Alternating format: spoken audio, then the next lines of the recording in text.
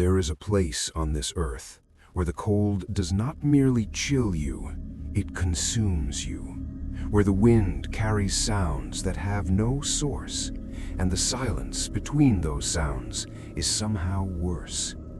The Siberian Tundra stretches for millions of square miles across the northern edge of Russia, a frozen, featureless void that has swallowed explorers, hunters, and entire expeditions whole. Most people who go in never talk about what happened to them out there. Not because nothing happened, but because they can't find the words. Or because the words, once spoken, feel like an invitation for whatever is out there to find them again. Tonight, you're going to hear from 3 men who did talk. 3 men who survived something in the tundra that they cannot explain and cannot forget. Their voices were recorded separately, in different years, in different parts of that vast frozen darkness. But what they described, that was anything but different. Stay with me, because these stories are real. And if you've ever felt like something was watching you from the dark, you may never look at a winter night the same way again. I need you to understand what it was like out there before anything else happened, because if you don't feel the cold the way I felt it, none of this will make sense to you. This was December, northern Siberia, about 400 kilometers north of Salikard, near the Ob River basin. The company I worked for had sent a 4-man survey team out to assess land for potential drilling. Standard stuff in theory. In practice, it was 52 degrees below 0 Celsius.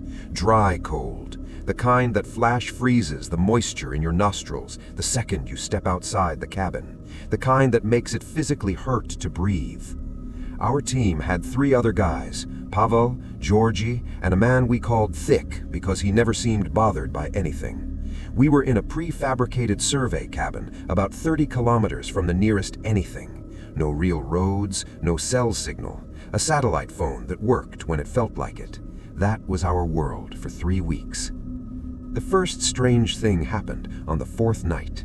I woke up at around 2 in the morning. I know because I checked my watch immediately. I always did out there. And I heard something outside the cabin door. A sound. It took me a minute to identify it because nothing about it made immediate sense in that context. It was humming. Someone was humming.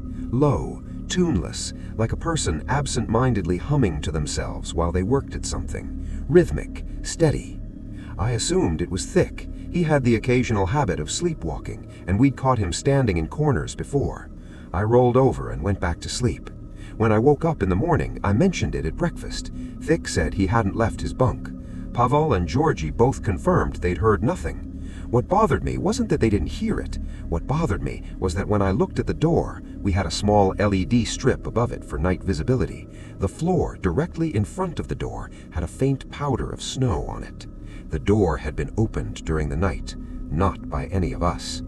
Now my mind went immediately to rational explanations. Wind, a pressure differential in the frame. The door wasn't perfectly sealed, and maybe a gust had pushed it slightly open. Fine, acceptable. I moved on. The second thing happened a week later, and I still think about this constantly, even now, years later.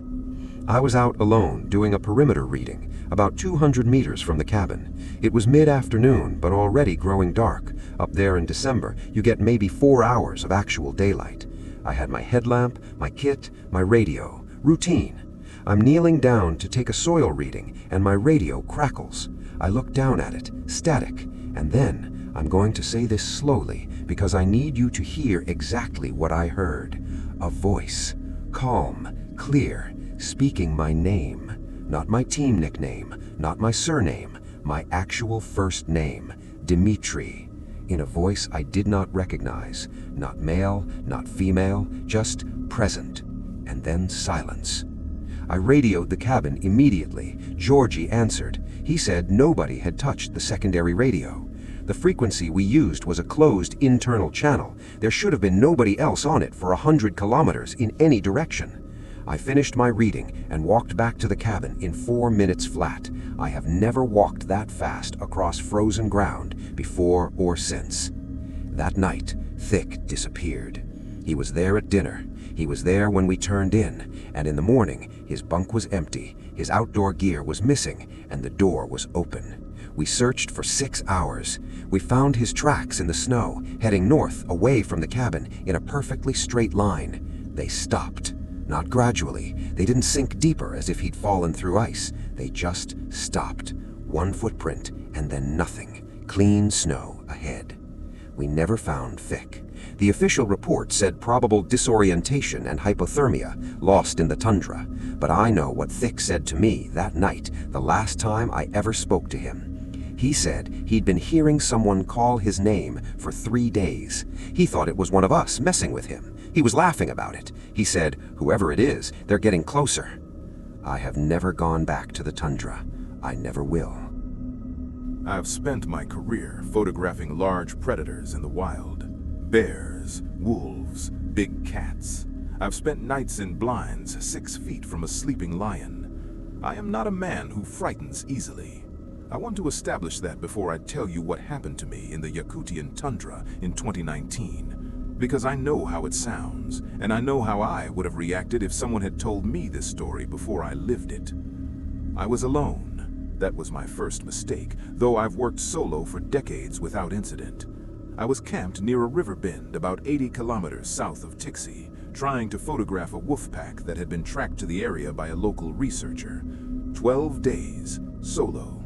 I had a tent, a heating system, enough food, and enough experience to know I was probably going to be fine. Probably.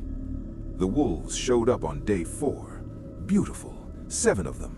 I got some extraordinary shots, and I was feeling genuinely good about the trip. On day 7, the wolves left. All of them. In the middle of the afternoon, they simply stood up, oriented themselves northeast, and walked away with a purpose I had never seen in a pack outside of a direct threat response. They left like something had frightened them. All 7, gone in under a minute. I stayed, because that's what I do. What was going to frighten off a wolf pack wasn't going to get a mid-sized Norwegian with a telephoto lens. That night, I heard the first voice. It came from the north side of my tent. A murmur, not a shout. Quiet enough that I couldn't make out words, loud enough that it was clearly a human voice. Not wind. I've spent enough nights in tents to know the difference between wind and a voice. This was measured, deliberate, almost conversational, as if someone was talking to a companion just out of earshot. But there was no second voice. I unzipped my tent flap and put my headlamp out into the dark. Nothing, just the tundra. I called out, no response. I checked my perimeter, nothing disturbed, no tracks, no sign of any human presence. I went back to sleep with my knife on the sleeping bag beside me, which is something I have never done before in my life. The voice came back the following 2 nights, same position, north side of the tent, same low conversational tone. On the 3rd night, I recorded it. I have the recording still.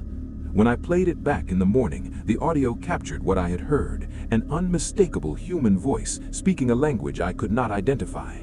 Not Russian, not any regional language I recognized, something older sounding, something with a rhythm that felt like it was structured, intentional. When I sent the audio to a linguist colleague in Moscow, she listened to it twice and told me she had no idea what it was.